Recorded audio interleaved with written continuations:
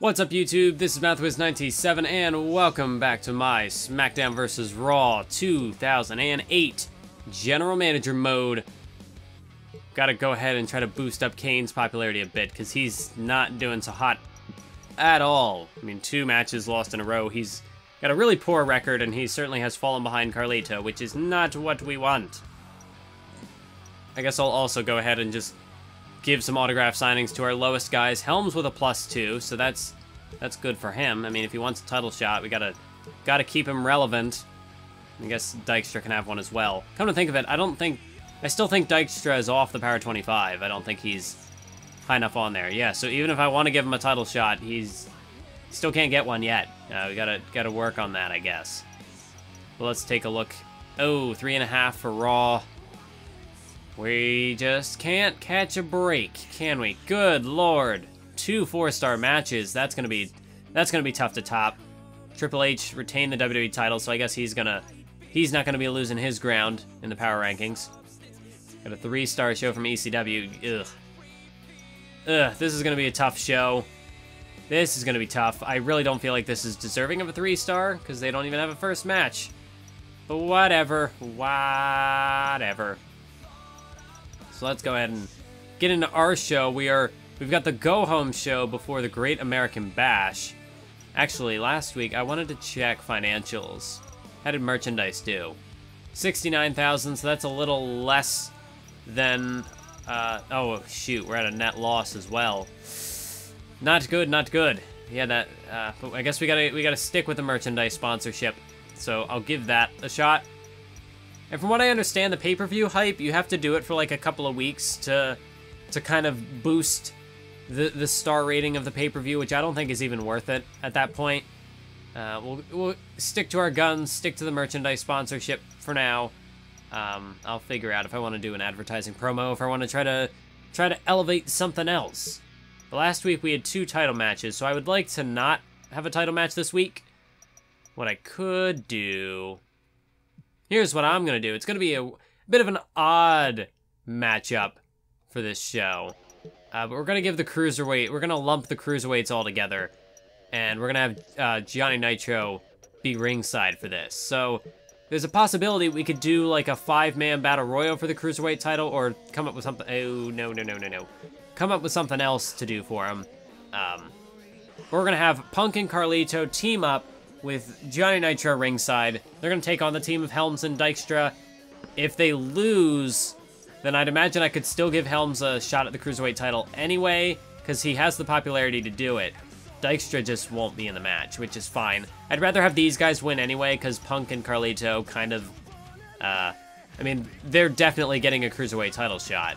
So, I mean, if it comes down to a triple threat, even, like if somehow Helms gets knocked off the rankings, I'm not going to give Dykstra a title shot, you know, without giving Helms one. So we'll see how that plays out. So I've got 1 tag match there. I can do another tag match. Oop, no, I said a tag match. A tag match. So we'll put Edge, and we'll have Mr. Kennedy team up with the World Champ, because we're going to have an alliance between Booker and MVP, and since the rivalry between Kennedy and Booker is still going, might as well throw them together. So that takes care of a few more odds and ends. The Hardy Boys can be back in action this week. I gotta figure out what I'm gonna do exactly for the... You know, the tag titles might not be on the line at the pay-per-view. Because, I mean, Crime Time, they just defended it 2 weeks in a row. The Hardy Boys recently just had a title match. I mean, the Demon's Apple are currently doing separate things. So I really don't see any point in having Crime Time defend against, like, the Hardy Boys again. I'll probably just come up with some other alternative matchup for that evening. It really bothers me that, like, all the match stipulation, like, or rather the match specialties, that they all just went away.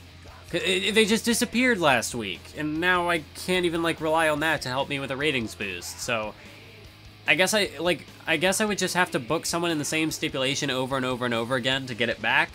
That's the only way I can think of that working. But, anyways, we have a 6-man tag team matchup to mix some rivalries. We've got Kane and Kane and the Hardy Boys taking on Crime Time and Mark Henry. So that's a 6-man tag we've got there. And since we're going to have the Chris Masters-John Cena rivalry end at the Great American Bash, I would like to set up another sort of rivalry, or kind of plant the seeds for what could potentially be the next rivalry. This might even get to see John Cena turn face, perhaps, depending on how things work out. But this week, I could do the rivalry in place of the matchup. I'm not... Maybe I should do that. Maybe that'd just be easier. Because the main event is going to be John Cena going one-on-one with the United States champion Umaga. Because I don't want to spoil Masters versus Cena just yet. Because that's going down to the pay-per-view. That's going to be the big payoff to the rivalry. And then all that's left is to do Chris Masters versus William Regal. So that gets everybody on the card. Yeah, it takes care of everything. We can do the rivalry in place of the match to just make sure that these guys get to the Great American Bash, that rivalry doesn't fall apart.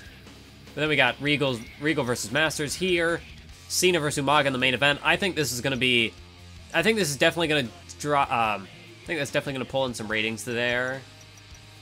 Because otherwise, like, I could just have Masters ringside for Umaga there to keep the rivalry alive, and then maybe just take Nitro out of this. But then that kills the rivalry with Punk, so I'd have to set up a different rivalry anyway. You know, I think I'll just do this. It's gonna take, I guess this rating could be amplified a little better if I had Masters ringside, but this is just the easiest way to do it. Anything else would just end up complicating the rest of the show. So I guess this is my go home. This is my go home show before Judgment Day. I did it again. The Great American Bash. It's the Great American Bash. That's the next show. Last week, the whole three-way with MVP, Edge, and Booker did pretty well. So adding in Kennedy might drop the rating a bit, but I can't see this scoring any lower than a 3.5 star. And actually, considering that there's the rivalry going with Booker and Kennedy, it might get a 4 star, possibly. This match I see getting no less than 3.5, just given their popularity involved. They're like 2 of my top 3 guys. I mean, I guess with Booker in there, you could... No, Booker's in 87, so yeah, 2 of my top 3 guys are in that matchup. This match will probably disappoint. Maybe it'll get a 3 star just because of the popularity involved. I could do might as well do submission again. Try to see if I can get Regal back into being a submission specialist. Yeah, because he beat Helms last week, and that's an added stipulation. So maybe this will work. Maybe. Or I could even take it one step further and do an ultimate submission match. Why not? Let's go for that. And then there's this 6-man tag, which has rivalries galore, so that might get 3 star. This one might be the worst on the card, but it's got the rivalry going into it, so let's see how we do. So definitely simulate this. This really has no bearing on anything. And it's Crime Time and Mark Henry who get the win, so still continuing the losing streak for Kane, which is not ideal. Actually, that really isn't good, because now Booker and MVP have to win that matchup. Like, they need to. Otherwise, MVP is definitely not going to be in world title contention, which is going to ruin my rivalry. Oh, no. Oh, no, I didn't foresee this. So William Regal defeats Chris Masters. That's another loss for the Masterpiece. Wow. As for Regal, yeah, I definitely think he's deserving of a title match in the near future. Yeah, we're definitely going to play John Cena versus Umaga. I got to make sure that Booker and MVP win that one. So then I guess we'll just simulate this one. And it's Punk and Carlito who get the win over Helms and Dykstra, which I think is just easier for me. Helms could maybe be in the Cruiserweight match, but if not, definitely Punk, Carlito, and Nitro are going to be involved. So let's jump into the title match. Let's go. No entrances for this one, and I don't think I'm going to do entrances for the next match either, just because most of the guys I'm using this week I used last week. And plus the pay-per-view is the next episode, so that's going to be extra long with entrances, so there's no point in bothering. So right now, it's the World Heavyweight Champion Edge squaring off with King Booker, but how quickly the tag was made to MVP, but look at Edge. Double clothesline taking down both MVP and Booker. And Edge going after the turnbuckle. There's a roll-up by MVP on the distracted Edge, but of course it's going to be a rope break. Is MVP quickly trying to disorient Edge, but did not work out so well as we see the rivals squaring off at the moment. It's the world champ going up against the top contender, but MVP dropped him straight on that arm with that back suplex. And now Edge, low blow by Edge. The referee not going to call a disqualification. We're so close to Judgment Day, the referee doesn't want to throw out this matchup that quickly. As there's a punch delivered by Edge, but MVP with the counter. And perhaps MVP, well, he definitely pulling him away from Mr. Kennedy. Oh, and straight into that exposed turnbuckle as well. Oh, he was trying to make a tag. Booker takes a cheap shot. Booker took a cheap shot on Edge as again Edge sent into that exposed turnbuckle that Edge exposed himself. And now you can see Booker and MVP going to work. As you can see, Booker just rubbing that wrist across the face of Edge. That's pure disrespect right there. Oh, but Edge again with the low blow. Edge again. Desperate times call for desperate measures. But Booker drops him down. Oh, there's a big kick. Edge staggered against the ropes. There's a knife edge chop by Booker. Oh, and look at this right now. I mean, Edge just hasn't really been able to get out of the starting blocks. His plans have backfired on him. I mean, Edge or I should say Booker and MVP have used that exposed turnbuckle to their advantage. And then, of course, you've got cheap shots, repeated cheap shots from Booker and MVP. Now it looks like Booker again is going to, once again, toss Edge back into that exposed turnbuckle. Oh, but here's Edge with the rally, the electric chair. That's a hell of a shot. You can see Edge, his ribs have taken a ton of damage in this matchup, but Edge, can he make the tag to Kennedy? He does make the tag to Kennedy, but Booker continues to go to work on the world champion, as Booker now sizing up a massive kick, but Kennedy capitalized on Booker's distraction as he tossed the referee straight into King Booker. And now Kennedy tossing Booker into the corner. There's a knife edge chop by Kennedy. Reverse elbow sends Booker down to the bottom. And now Mr. Kennedy. Oh, here comes Mr. Kennedy. Look out. Oh, the running face wash. That's vintage Kennedy right there. As Booker right now, he's in a world of trouble. Mr. Kennedy has turned the tides of this matchup. And Edge right now, Edge, I mean, he's beaten, he's battered. I mean, Booker and Kennedy, or I should say Booker and MVP rather, they really did some severe damage working together last week. I mean, of course, Booker took on Edge in a singles matchup, but during the match, Booker ended up losing by disqualification as MVP joined forces with Booker to inflict a ton of damage on the Rated R superstar. So right now, Booker just can't get a hold of Mr. Kennedy, but finally Booker able to toss him into the corner. Edge is still down, taking a severe amount of punishment in this matchup. It's not going to be easy to recover, to say the least. And now it's just MVP and Booker going to work on Mr. Kennedy. As look at MVP, drops the elbow straight into the heart. I think Edge is finally recovered. He's finally up to his feet. Oh, wait a minute. Kennedy with the counter. As you can see, Booker trying to reach for a tag, trying to reach for a punch, a cheap shot. But again, Kennedy whipped into that exposed turnbuckle. Massive drop kick by MVP in the corner.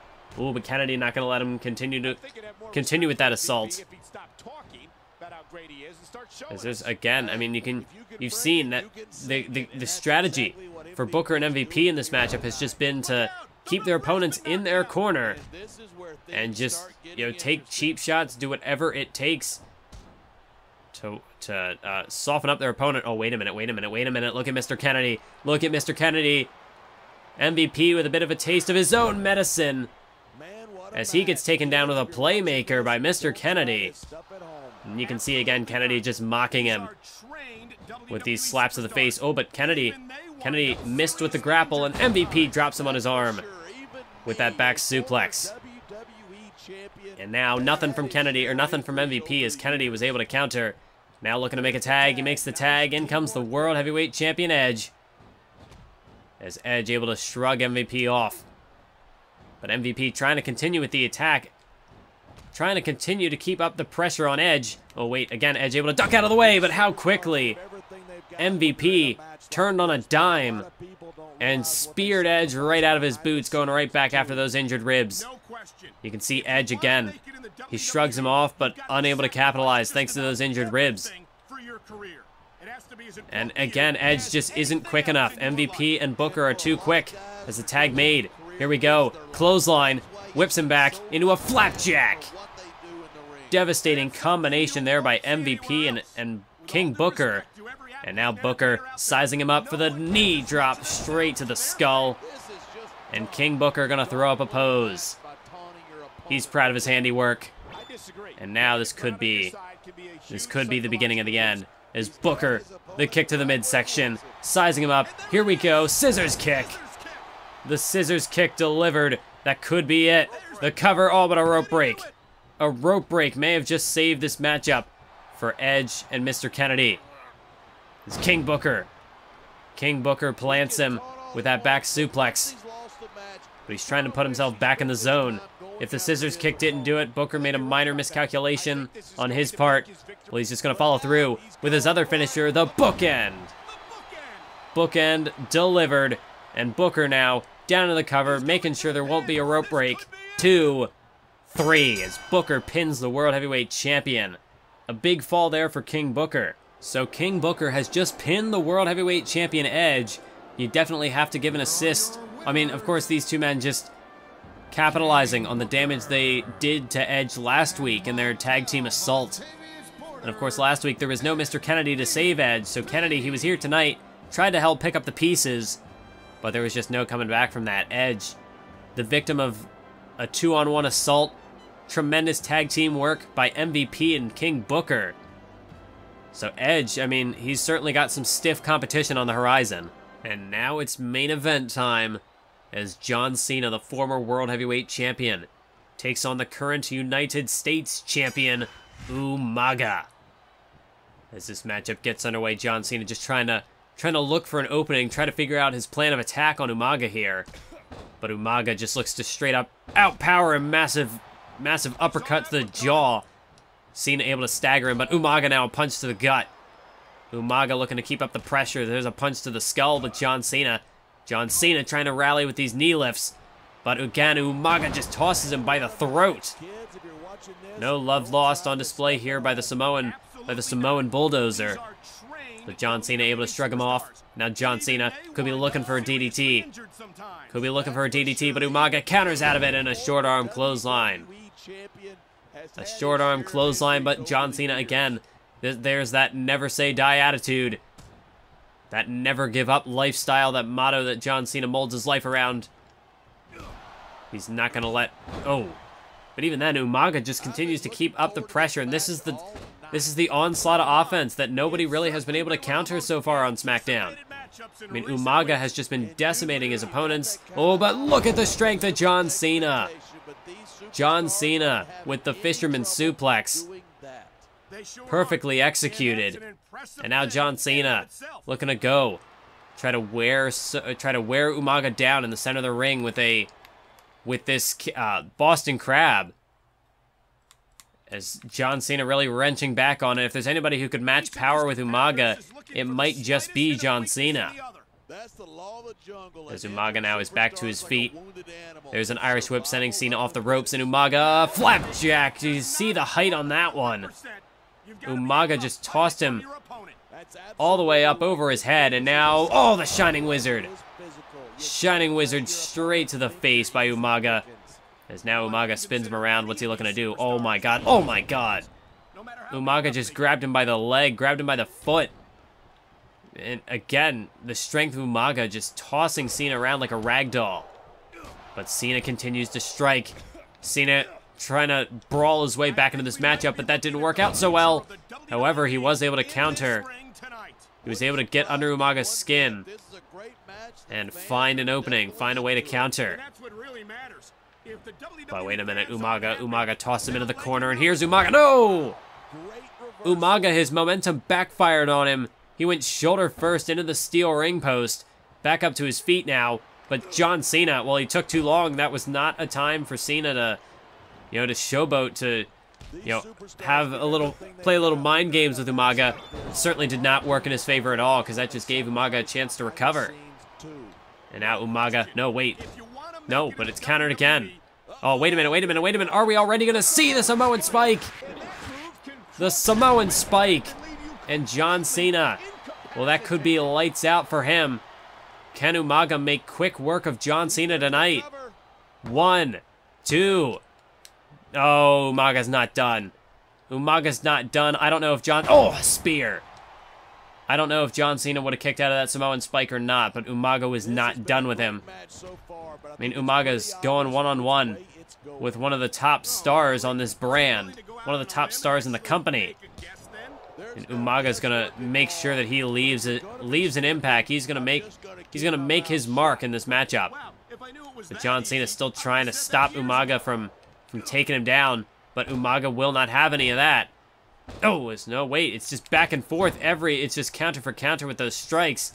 John Cena finally wins out in the end, but it might be too little too late for him. As Umaga gonna whip him into the corner. But no, counter by Umaga. And there's a kick. Umaga falls down to the canvas.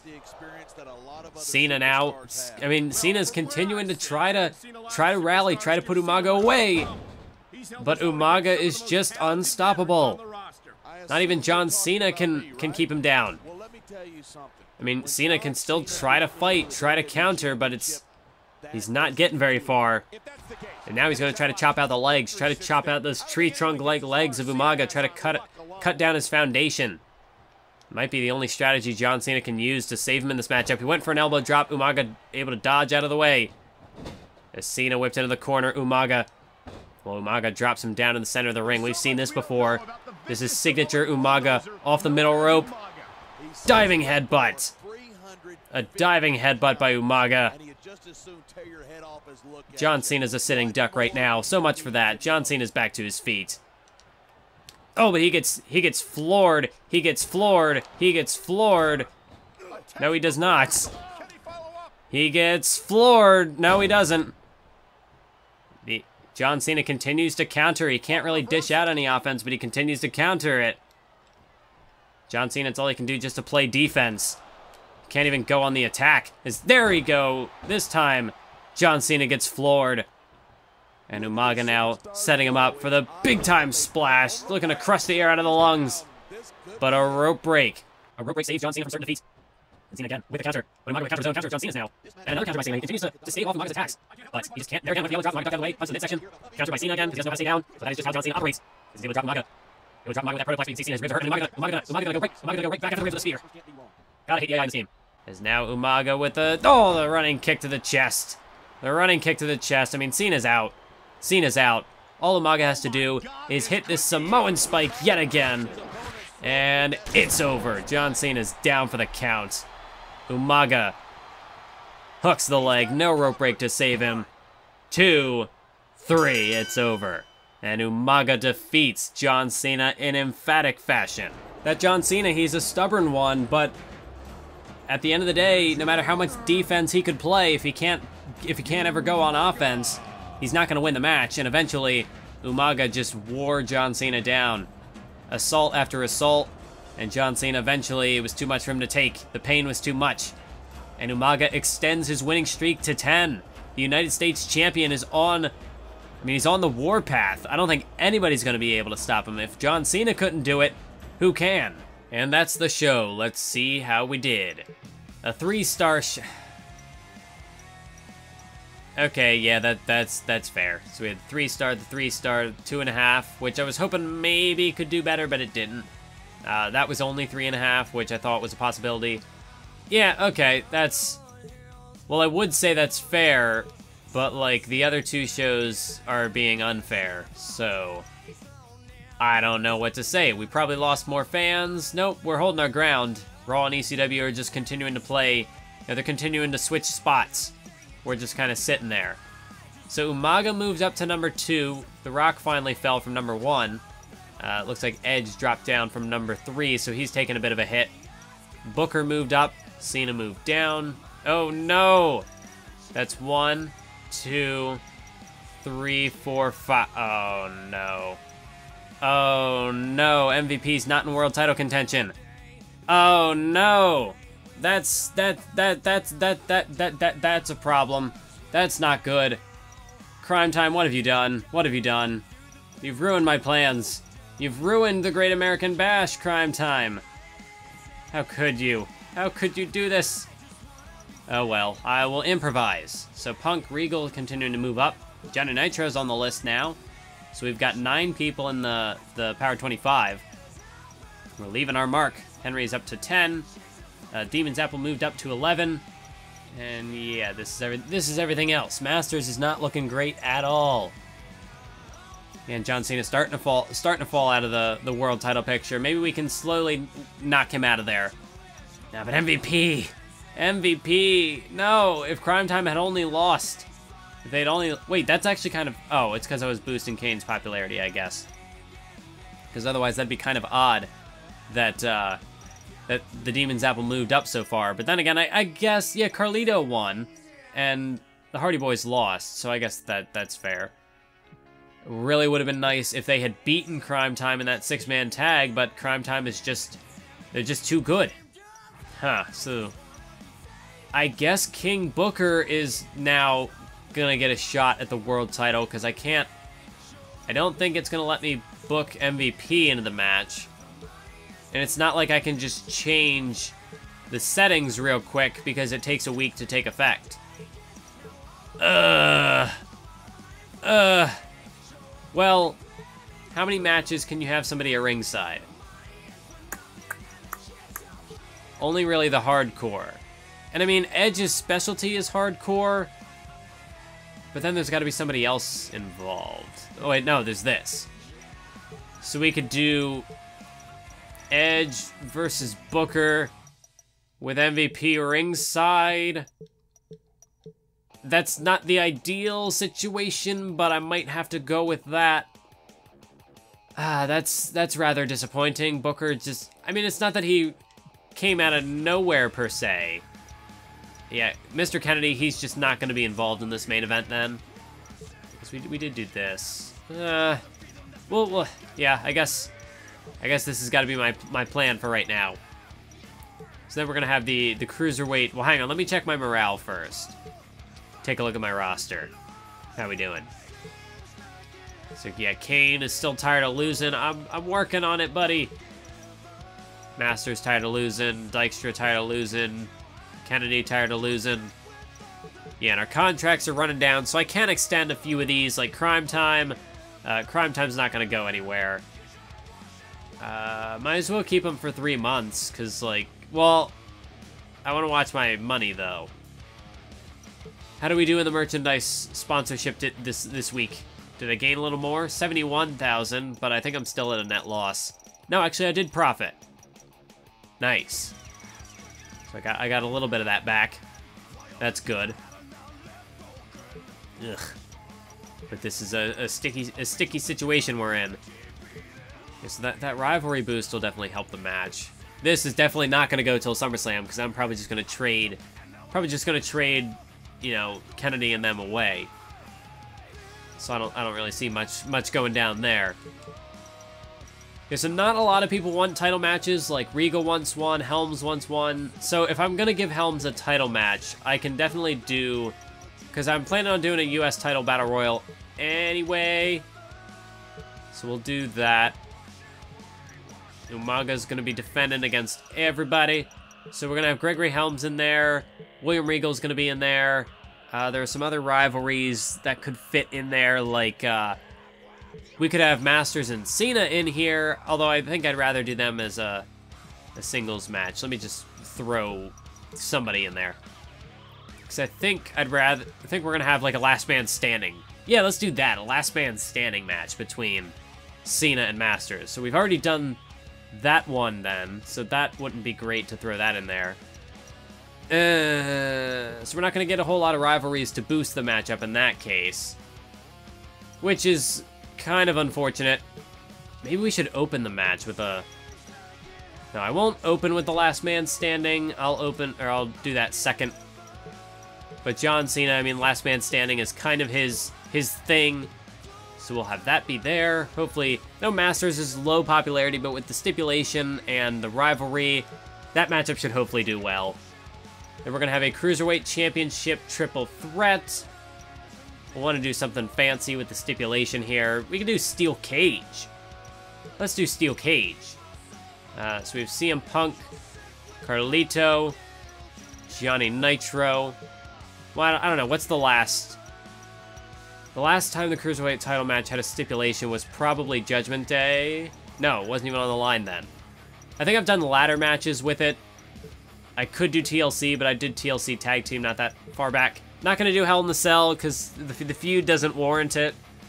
We've done Table before. So yeah, I guess we can do Steel Cage because that's more special than like a hardcore match or something. Especially because this is a hardcore match, so I don't want to double up. Then we got Last Man Standing. What's this match going to be then? Could do some sort of tag match there, probably. It's probably the way to go. So for people who could get into the US title match, if it's not going to be Masters and Cena, because they don't really need it, we've got Helms in there, we've got Regal. We could do like one of the Hardy Boys in there. So I think for the tag match, I'll probably have Henry and Kane and some... Well, actually, that doesn't... Because, like, they just had a US title match, so should I really give them another one? Especially considering Henry was the one who was pinned. That seems kind of counterproductive. So I'm gonna give this a shot. I know it would be... I think, like, having Chavo would be nice. Like, that'd be a good person to try to get in this three-man mix. That's definitely not gonna work. I think with, like, the 3 for 2, there's a possibility it might work, and I know that I'll be missing out. Like, I'll be losing a superstar by doing that. But I have an idea for a match that I think would be cool if we had Kalu right now. Neither of them are champions, so I don't have to worry about, like, overshooting with popularity here. I guess at that point, then, I just have to keep an eye on the free agency to see if anybody drops off, see if I can poach anybody. Or, for now... This is just the roster I'll have, and I'll wait to see what happens with somebody else. Because right now, there's nobody else who I'd really be interested in trading away. Maybe I could do, like, worse comes to worse and things fall apart. The Demon Zapple could, like, face off and, like, a loser leaves the brand. But right now, they're okay with where... I'm okay with where they're at, just kind of being, you know, tag team... Or, you know, still being bros, just doing their own thing. Nobody else here really, I think, I'm in a hurry to trade away. I kind of like this roster I've got. So let's just see if this works. It might not. 3 for 2. I mean, they're all 2-week contracts. So I mean, Sabu extending his contract is going to be a bit pricey, but Kali has got a few extra weeks, so that would save me a bit there. Let's just see if this works. I feel like it might. No, that was also declined. Okay, so I guess that idea goes out the window then, because I'm not trading anybody else to try to pick up Kalu, so I'll just wait. My idea was that I would do a Crime Time Open Invitational, and that would be where Kalu show up and they make their grand debut, but we're going to have to wait on that idea. So if that's not going to work, I guess I could just throw Kennedy and people like that in here. We can still do the Crime Time Open Invitational. In fact, I think that's what I'm going to do. We'll just have to throw together a random duo. Like, we could have Kane and Mark Henry team up. Form like an impromptu team there. We could just do the Hardy Boys just to tie everything off with a nice little bow and move on to a different rivalry. I kind of feel like planting seeds for something would be in my best interest. I don't see, because like I don't even know what we'd do for a stipulation here. Alright, so I think I'm gonna let this rivalry go. I know it'd be nice for a ratings boost. Actually, no. I might as well, I guess, just do that to keep the rivalry in there for the ratings. And then, I wish I could check to see who's inactive, who I could throw in here. Because I know the Hardy Boys can squeeze into this matchup. Actually, wait, no, they're in the... Actually, wait, no, they're not. What am I thinking? I'm like, oh, no, they're in the Cruiserweight title match. No, they're not. They're not doing anything right now. And then that leaves, like, Kennedy could go in there. And then I think that takes care of basically everybody. The only person who isn't booked right now, I think, is, let's see, that's 3, 5, 11, 15. That's 18 of 19, so Dykstra's the only guy not on the show, and I really am not in any hurry to put Dykstra on this card. Yeah, so we're not gonna put the tag titles on the line. Maybe I could add a stipulation to boost it. We could do yeah, I mean every other match has a pretty hefty stipulation. This one doesn't need one. It's just a tag team open invitational, just a match to calm the crowd before the big world title main event. So there's that. I guess that'll be the match card for next episode. So be sure to stay tuned for Judgment Day. That is next time. And until then, keep on YouTubing.